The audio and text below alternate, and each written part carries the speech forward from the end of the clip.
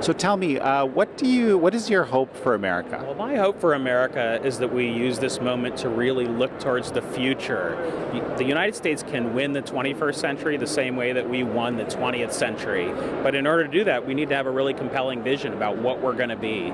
We're a nation of ideals. We believe that everyone can be an American, no matter where you come from across this great world.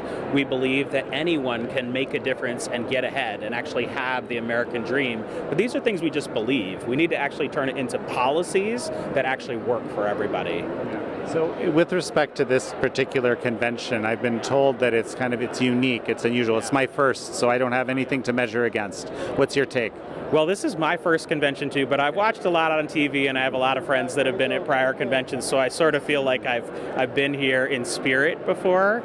This is, it feels to me like going to a rock concert or a pep rally or a major sporting event where, sports is one of the few things where people can be against each other at the game time, but then when the game is over, you congratulate the players are hugging each other on the field, even though they're on opposite sides. And I believe our politics can be that way as well. We can fight hard. There is a winner at the end of these contests, but we should still be able to love each other together as Americans. Well, let's talk about that, because I'm also quite interested in bipartisanship or working together as you describe it. But it seems like that's a very difficult thing to achieve on many fronts. Actually, China, which we talked about, is one of the areas where there seems to be more bipartisanship, perhaps some of the other foreign policy positions. But so what do you see as the role of bipartisanship here, and is it possible?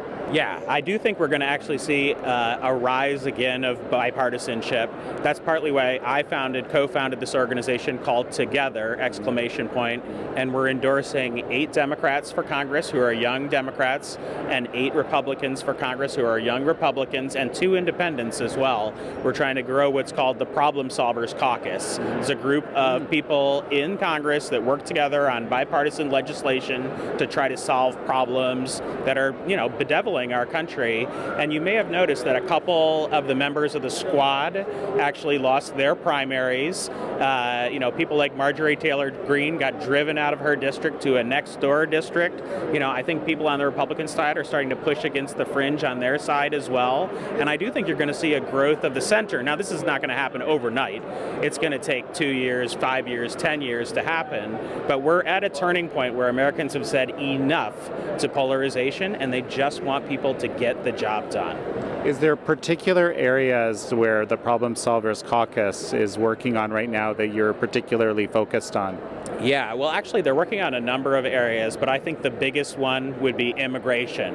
I really hope that Kamala makes that one of the things that she works on in her first 100 days. That was an area where she was put in charge of it during the Biden administration, and we were so close. There was a bill that was in the Senate where there was a bipartisan agreement. It includes more border security, more border judges, but also some type of path for the Dreamers is really important.